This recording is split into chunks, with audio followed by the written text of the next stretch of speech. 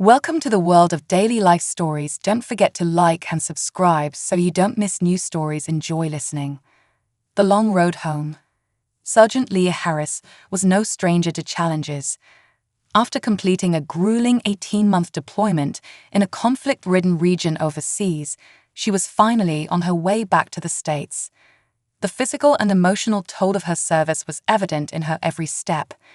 Her worn combat boots echoed softly against the polished tiles of the airport terminal, and the heavy duffel bag slung over her shoulder seemed to weigh more with every passing moment. Each step she took brought her closer to home, to her family, and to the life she had left behind to serve her country. Leah was proud of her service, but pride didn't erase the fatigue etched into her features. Her uniform, once crisp and vibrant, was now faded and frayed from countless days in the field. The ribbons on her chest told a story of bravery and resilience, though she often felt unworthy of the recognition. The memories of sleepless nights, intense firefights, and comrades lost were burdens she carried silently. As she approached the departure gate, Leah glanced at her boarding pass and frowned. The airline had upgraded her to a first-class seat, a gesture she wasn't expecting. For someone who had spent the last year and a half sleeping in cramped barracks and riding in military transport planes, the idea of first-class comfort felt foreign, even indulgent. Still, she was grateful. Maybe this small act of kindness was a sign that her journey home would be easier than her time away. The gate agent smiled warmly as Leah approached. "Thank you for your service," the woman said, her voice genuine and kind. Leah nodded, offering a polite smile in return. She wasn't used to the attention that came with her uniform, and it always left her feeling slightly out of place. Walking down the jet bridge, Leah tried to suppress her anxiety. She had spent so much time in war zones that the mundane act of boarding a commercial flight felt oddly overwhelming. When she stepped into the aircraft's first-class cabin, she was greeted by plush seats and an air of quiet luxury. Business people in tailored suits and travelers with designer luggage occupied the spacious seats, their conversations hushed but unmistakably privileged. Leah, in her faded uniform and scuffed boots, felt like an intruder. She located her seat, 3A, by the window. Settling into the soft leather chair, she marveled at the legroom and amenities. A flight attendant approached with a friendly smile. "Can I get you something to drink, Sergeant?" the woman asked. Leah shook her head. "No, thank you. I'm fine," she replied, her voice low. She didn't want to draw any more attention to herself than necessary. Closing her eyes, she leaned back and tried to relax. For the first time in months, she allowed herself to think about home, her mom's warm embrace, her dad's proud smile, and the comforting familiarity of her childhood bedroom. It felt so close, yet still so far away. Her moment of peace was interrupted by a voice. "Excuse me," the man said sharply. Leah opened her eyes to find a tall, middle-aged man standing in the aisle, his expression a mixture of irritation and disbelief. He was impeccably dressed, his tailored suit and expensive watch exuding an air of affluence. "Yes?" Leah asked, sitting up straighter. "I believe you're in the wrong seat," the man said, his tone clipped. "This is first class." Leah frowned, confused. "This is my seat," she said, holding up her boarding pass. 3A. The man glanced at her ticket, then back at her, his expression hardening. "You're a soldier," he said, as if the word was an insult. "Shouldn't you be in coach?" Leah blinked, unsure how to respond. She had faced her fair share of challenges during her deployment, but this was different. This wasn't combat. This was prejudice. "I'm sorry, sir, but this is the seat I was assigned," she said firmly, though her voice remained calm. The man scoffed, shaking his head. "There must be some mistake. Soldiers don't belong in first class. This section is for paying customers." Leah felt a flush of embarrassment and anger rising within her. She had endured the hardships of war, but nothing prepared her for the sting of being judged unworthy of a simple seat on a plane. Around her, the other passengers were starting to take notice. Some looked curious, others uncomfortable. I'm not here to cause trouble, Leah said, trying to diffuse the situation. This is my seat, and I'd like to stay here. But the man wasn't having it. Unbelievable, he muttered, his voice loud enough for the other passengers to hear. What kind of airline gives away first-class seats to people like this? Leah clenched her fists, struggling to maintain her composure. She had faced adversity before, but this felt personal. She wasn't just defending her right to sit in a seat, she was defending her dignity. Before she could respond, a flight attendant approached, her expression professional but firm. "Is there a problem here?" she asked, addressing the man. "Yes, there is," the man said, his frustration evident. "This soldier is in my seat. First class should be reserved for people who pay for it, not handouts." The flight attendant's eyes flicked to Leah, then back to the man. "Sir, I've checked the manifest. Sergeant Harris's seat is 3A. Your seat is 5A, just a few rows back." The man's face turned red, and he opened his mouth to argue, but the flight attendant didn't give him the chance. "If you'd like, I can assist you to your seat," she said, her tone leaving no room for debate. With a huff, the man grabbed his carry-on and stormed off to his assigned seat.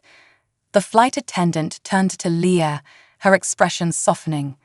"I'm sorry about that, Sergeant," she said, "and thank you for your service." Leah nodded, her throat tight. She wasn't used to being thanked, and the kindness of the flight attendant was a stark contrast to the hostility she had just faced. Settling back into her seat, she tried to shake off the encounter, but the man's words lingered in her mind. As the plane prepared for takeoff, Leah reached into her bag and pulled out a small notebook. Writing had always been her way of processing her emotions, and now was no exception. She began jotting down her thoughts, the words flowing onto the page as she tried to make sense of the confrontation. What she didn't know was that this flight, and the note she was about to write, would change everything. The weight of words. As the plane began taxiing down the runway, Leah Harris stared out the window, trying to calm the storm of emotions swirling inside her. The man's words still echoed in her mind. Soldiers don't belong in first class. She had heard judgment before, sometimes subtle, sometimes overt, but this moment hit differently. It was as though her sacrifices, her struggles, and her years of service had been reduced to insignificance. She let out a long, steady breath, her grip tightening on the small notebook in her hands. Writing had been her refuge since childhood, a way to express thoughts she couldn't speak aloud.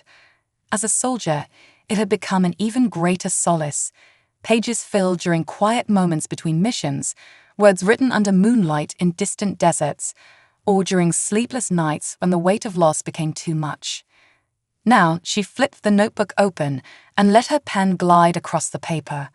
She began to write not just for herself, but for that man, for the strangers staring at her with unspoken judgment, and perhaps for anyone who had ever been made to feel less than they were. "Dear Sir, I hope this note finds you well. Perhaps you won't even remember me once we land. You'll continue your journey while I continue mine. But I feel compelled to write to you because words have weight, and yours settled on me like a stone today. You asked, without asking, why a soldier like me would be in first class. Perhaps you think first class is reserved for people who earned it differently, through wealth, success, or status. But allow me to share something with you. My journey here didn't begin when I stepped onto this plane. My seat wasn't a handout. It was a moment of grace after a long road paved with sacrifice. I spent the past 18 months far from home, sleeping on cots in makeshift tents, eating meals from plastic pouches, and carrying more weight than just the gear strapped to my back.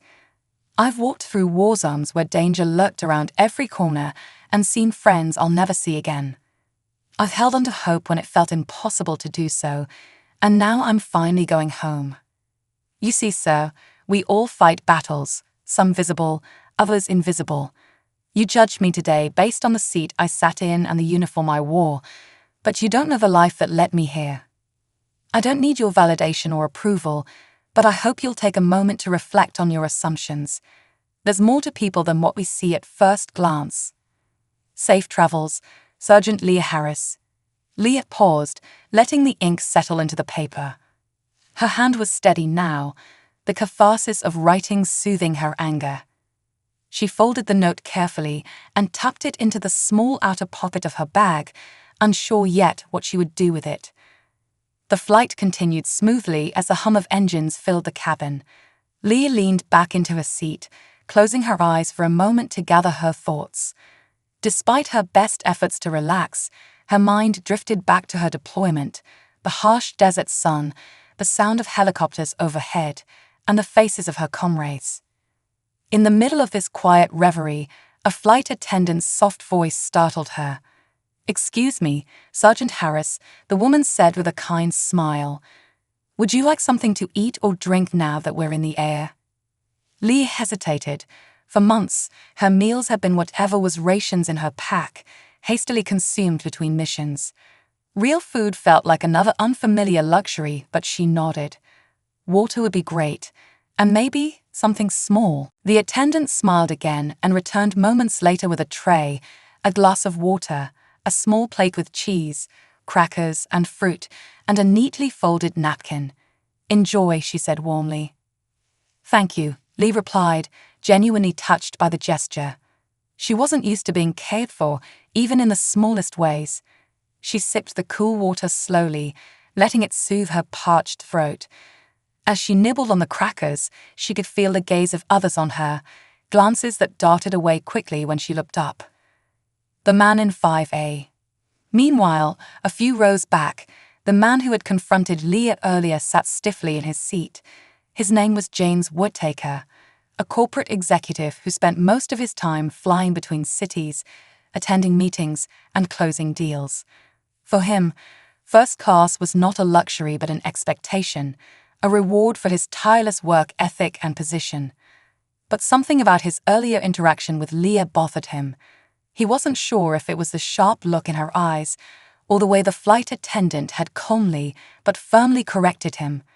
For the first time in years, James felt the uncomfortable sting of shame. He looked at Leah again from where he sat. The soldier hadn't made a fuss, she hadn't argued or lashed out. Instead, she carried herself with quiet strength that only amplified his guilt. He thought back to his assumptions, the prejudices he had acted upon in that moment. Why did I react that way? He wondered. In truth, James had never met a soldier up close. He had grown up with stories of war told by his grandfather, who served in World War II, but that was the past, some distant tale of heroism.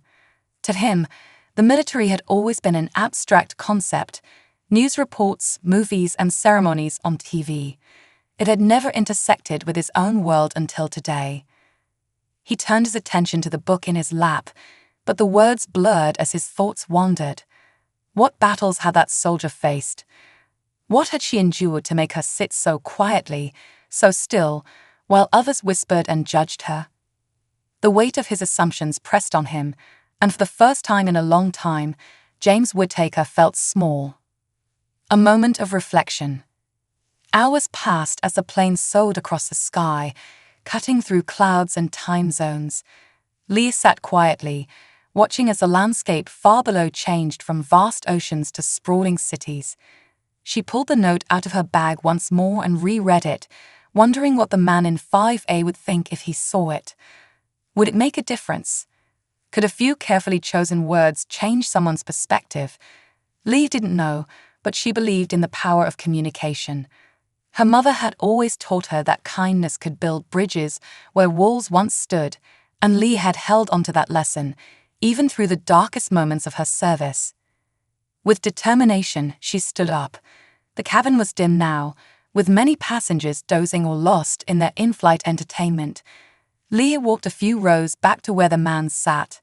James Woodtaker looked up, surprised to see her standing there. Without a word, she handed him the note. "I wrote this for you," she said softly, her voice steady. Before he could respond, she turned and walked back to her seat, leaving James staring at the folded piece of paper in his hands. He hesitated before opening it, his heart pounding as he read each line. By the time he finished, the shame he had felt earlier turned into something deeper, a humbling realization. James folded the note carefully, his throat tight. For the first time in years, he felt the walls he had built around himself begin to crack. The weight of change. James Whittaker sat frozen in his seat, the folded note trembling slightly in his hands. He read it again, each word slicing through his carefully constructed worldview. Words like sacrifice, grace, and assumptions hit him with a force he hadn't expected. It wasn't just a letter, it was a mirror, reflecting a version of himself that he was ashamed to see. He glanced up toward the front of the plane where Leah sat, her head resting against the window, her shoulders slightly slumped. There was no arrogance in her demeanor, no smugness, just a quiet, steadfast calm. James realized that the dignity she carried wasn't something granted by others. It came from within, forged in experiences he could barely fathom. As a man who prided himself on logic and reason, James always believed he earned his way into every seat, every meeting, every accolade. But now, for the first time, he questioned his perspective. Was his definition of earning so narrow that he had dismissed someone whose sacrifices went beyond what he could imagine? The flashback.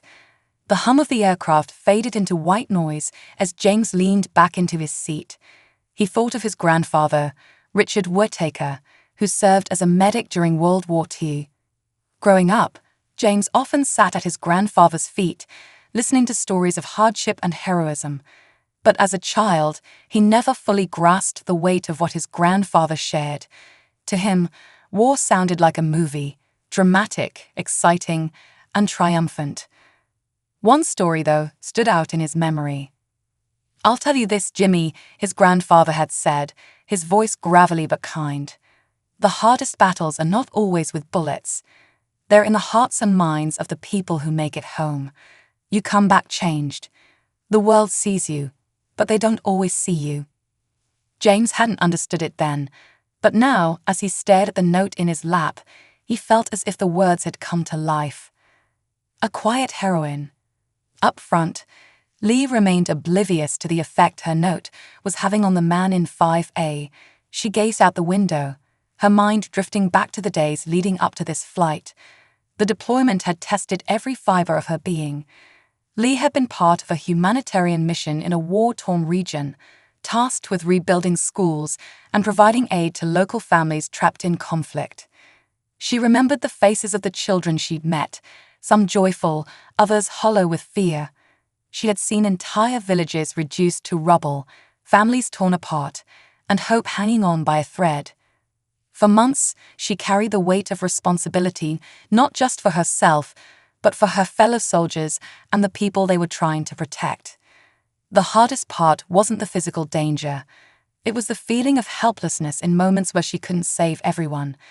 Like the time she held the hand of a little girl named Amina, whose parents had been lost in an airstrike. The child had clung to Leah, her tear-streaked face looking up at her with quiet desperation. "I'll protect you," Lee had whispered, her voice cracking as she carried Amina to safety. Moments like that never left her. They were tattooed onto her soul, invisible to everyone but her. Now, here she was, thousands of miles away, sitting in a seat that someone thought she didn't deserve, carrying the silent scars of battles most people would never see. Leah sighed and leaned her head against the window, the hum of the plane soothing her nerves. For all her strength, moments like the confrontation with the man in 5A chipped away at her. No matter how much she gave, there would always be people who failed to see her for who she was. A soldier, yes, but also a person who had hopes, dreams, and fears. A different view from 5A. James sat in silence, the note now folded neatly in his pocket. He couldn't bring himself to look at Lee again just yet. Instead, he stared at the screen in front of him, though he wasn't watching the movie that played. The truth was, James had spent his entire life believing in order, status, and merit. He worked hard and expected others to do the same. But what he failed to recognize until now was that there were battles far harder than corporate negotiations or business deals. His grandfather had been right. The hardest battles are invisible. James's thoughts were interrupted by the flight attendant approaching with a tray of drinks. She paused by his seat. "Would you like anything else, sir?" James hesitated for a moment before asking softly, "What's her story?" He nodded subtly toward Leah. The flight attendant raised an eyebrow but smiled. "Sergeant Harris? She's just returning from deployment. She's been serving overseas for nearly 2 years. The airline upgraded her seat as a small token of gratitude for her service." James swallowed hard. "She's been overseas for 2 years." "Yes," the flight attendant confirmed. "She's one of the strongest, kindest people I've ever met. I've seen her on this route before." "Thank you," James said quietly, his throat dry. The flight attendant moved on, leaving James alone with his thoughts. He felt an ache deep in his chest, something akin to regret mixed with admiration. How many others have I judged unfairly, he wondered. Leah's quiet strength humbled him, and he realized he owed her more than just silent reflection. Taking the first step. As the flight neared its destination, the cabin lights brightened slightly, signaling the final descent. Leah stirred from her light nap and rubbed her eyes. She glanced at her watch, counting the hours until she would see her family again. The thought brought a soft smile to her face. Suddenly, she noticed someone standing beside her seat. She looked up, surprised to see the man from 5 Air, James Whittaker, standing there with an uncertain expression. He seemed out of place in his tailored suit, his usual confidence replaced by hesitation.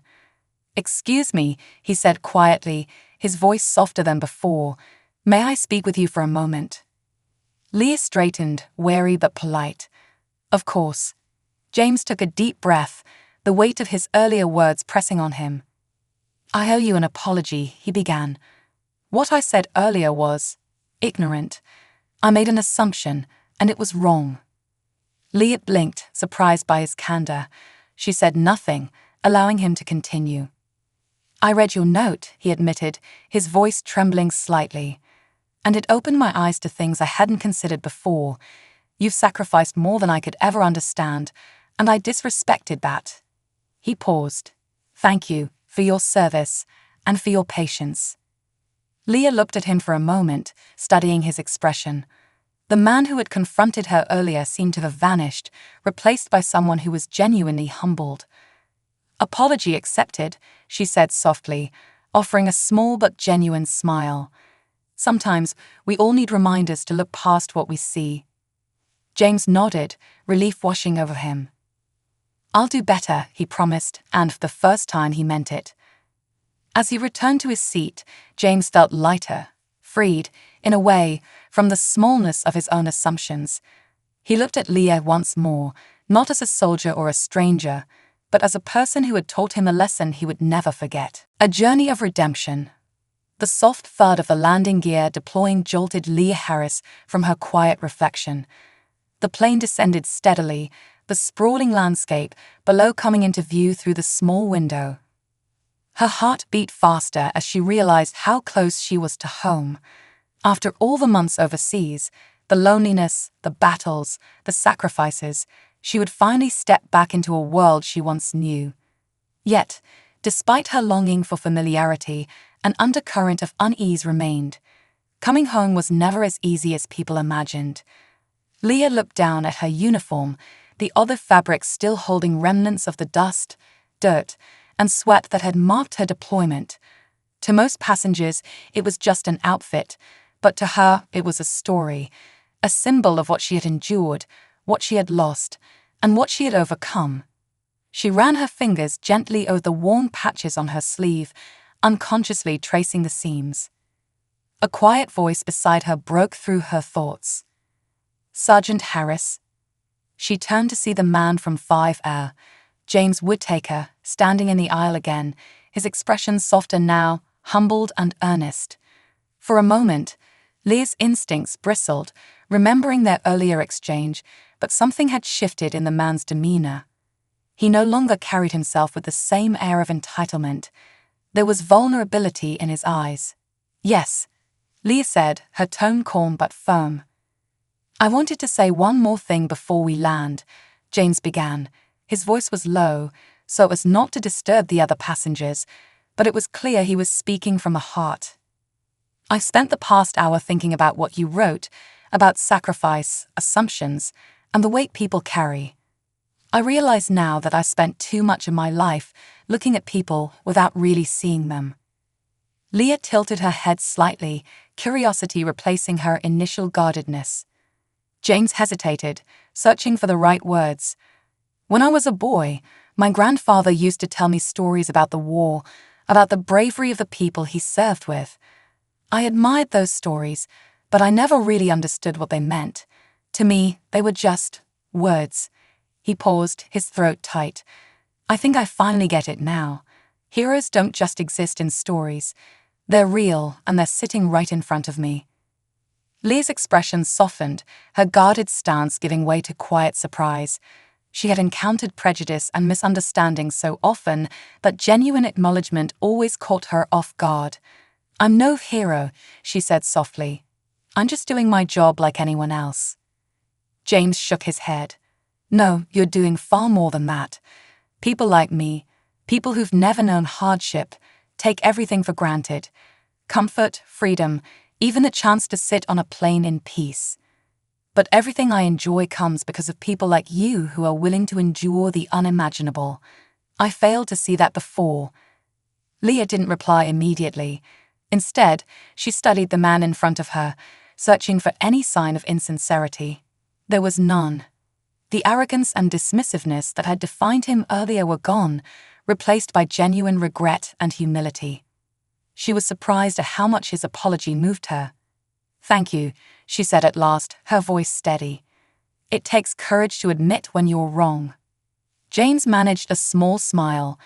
Maybe I'm learning that too late, but I'll carry this lesson with me. He hesitated, reaching into his pocket. I don't know if this makes a difference, but I wanted to give you something. Lee raised an eyebrow as James handed her a small creased photo. She took it carefully and looked down. It was an old black and white picture of a young soldier in a World War II uniform, standing tall and proud, his face marked with the same quiet strength Leah often saw in her comrades. That's my grandfather, James explained, Richard Whitaker. He was a medic in World War II. He always told me the hardest part of coming home wasn't what he'd seen, but how people back home didn't understand what he'd been through. I think he'd have been honored to meet someone like you. Leah stared at the photo, her thumb grazing its worn edges. The image reminded her of the photos she carried in her rucksack during deployment, pictures of her family, her team, and her fallen friends. Each photo was a reminder of the people who mattered most, the ones who kept her going when everything else felt impossible. Your grandfather sounds like a good man, Leah said softly, handing the picture back. James shook his head. No, keep it. I think he'd want you to have it, as a reminder that there are people out there who respect what you do, what you've sacrificed. Lee hesitated for a moment, then carefully folded the photo and placed it into her notebook alongside the words she had written earlier. Thank you, she said, her voice carrying more weight than she intended. James nodded, his expression earnest. No, thank you, Sergeant Harris. The landing and beyond. The plane touched down with a soft jolt, the hum of engines growing quieter as the aircraft taxied to the gate. Around them, passengers stirred, stretching, gathering their belongings, and preparing to disembark. Lee remained seated, watching as the business people, families, and travelers bustled about, eager to leave the confines of the plane. James lingered for a moment near the front of the cabin, giving her one last nod before disappearing into the throng of passengers. Leah watched him go, the creased photo still tucked safely into her notebook. She knew she would likely never see him again, but something told her the encounter would stay with them both. When Leah finally stepped off the plane, the sharp, familiar scent of jet fuel greeted her. She slung her duffel bag over her shoulder and made her way through the crowded terminal. The noise and chaos of the airport felt overwhelming after months in quiet, dangerous landscapes, but she pressed on. As she approached the baggage claim, a familiar voice broke through the crowd. Leah. Her head snapped up, and she saw her mother and father standing near the exit, waving wildly. Tears blurred her vision as she hurried toward them, her bag bouncing against her back. When she reached them, her mother pulled her into a tight embrace, sobbing softly into her shoulder. "You're home," her mother whispered, her voice cracking. "You're really home." Leah closed her eyes, holding onto her mother as though she might disappear. "I'm home," she said softly, the words both a promise and a relief. Her father stepped in next, his arms strong and steady as they wrapped around her. "We're so proud of you, sweetheart," he said, his voice thick with emotion. "So proud." As they walked toward the exit together, Lee glanced around one last time. The airport buzzed with life, strangers coming and going, unaware of the invisible battles people around them carried. It struck her then how easily people could miss the stories hiding in plain sight. Tucked into her pocket, James' grandfather's photo felt like a bridge, a reminder that even in a divided world, connections could still be made. One man's ignorance had turned into understanding. One small note had become a lesson. Leah smiled faintly as she stepped into the sunlight, her family beside her. She was home, and no judgment, no prejudice, no misunderstanding could ever take that away. Finding home again. The bright sunlight of the airport parking lot felt foreign to Sergeant Leah Harris, almost too bright for her weary eyes. For months, her world had been a landscape of muted colors, dusty grays and faded browns. Now, everything seemed oversaturated, the vivid blue sky, the shining cars, the colorful clothes of strangers. It was as if the world had moved on without her while she had been away. Her mother and father stayed close to her as they walked to the car, as if afraid she might disappear. Their presence grounded her. Her mother was chatting excitedly, asking about her flight and rattling off the family plans for the weekend, who was cooking, who was coming over, and all the ways they'd planned to celebrate her return. Her father, quieter but no less attentive, carried her duffel bag as though he understood how much weight it had borne on her shoulders. Leah smiled faintly at her mother's enthusiasm, but she didn't have the heart to tell her that her mind was still half a world away. Transitioning home was harder than people realized. Her body was here, walking across a sunlit parking lot, but her thoughts kept drifting back to the desert. The noise of the helicopters, the clatter of boots, the faces of her team, and the moments of silence that had felt heavier than gunfire. The silence of home. The ride back home was quiet. Leah sat in the back seat, staring out the window as familiar streets rolled by. Everything looked exactly as she had left it, the same gas stations, the same corner stores, the same houses with the same picket fences, yet something about it all felt unfamiliar. She had changed so much, but the world around her remained the same, untouched by the things she had seen and done. Her father glanced at her through the rearview mirror. "You okay back there, kiddo?" Leah blinked, snapping out of her thoughts. "Yeah," she said, forcing a small smile. "Just tired." He nodded knowingly. "We'll let you rest when we get home. You've earned it." The word earned lingered in her mind. She thought back to the man on the plane, James Whittaker, and his words, his apology, his story about his grandfather, and the creased photo now safely tucked into her notebook. It was strange how something so small, a single note, had made such an impact. Perhaps it wasn't just James who had learned a lesson, perhaps she had too. A house full of memories. When they pulled into the driveway, Leah stared at the house she'd grown up in. It was modest and cozy, with white siding and flower boxes under the windows. It looked exactly as it had the day she left.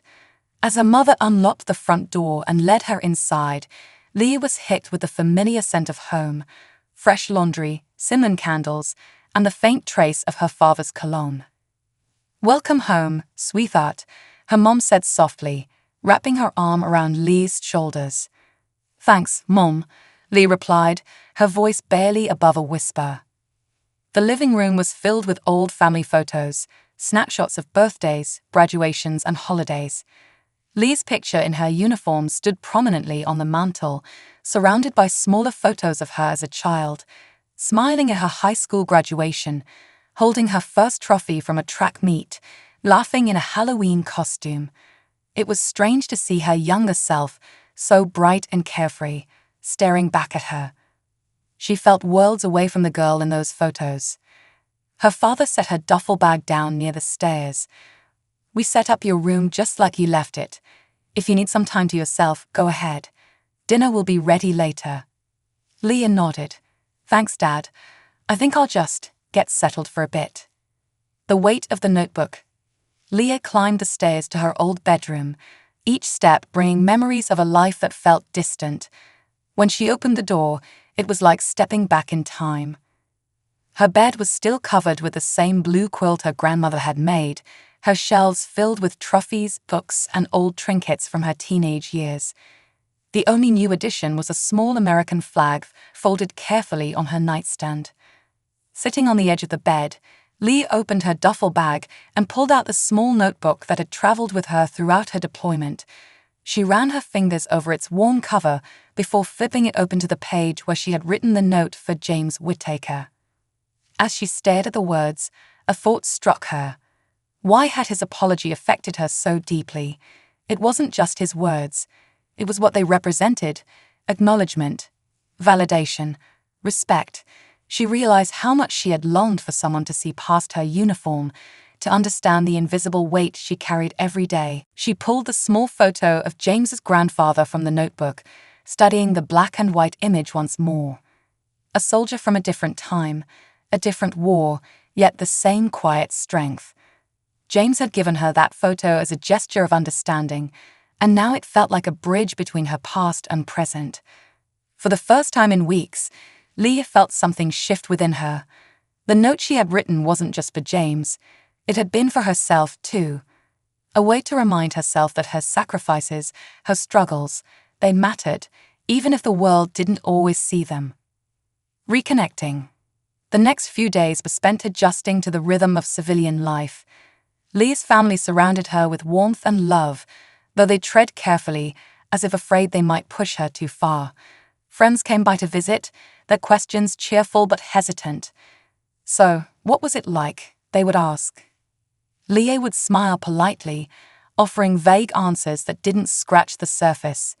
"It was tough, but I'm glad to be home." No one understood, and she didn't expect them to. Her mother, however, was different. She didn't ask questions. Instead, she listened.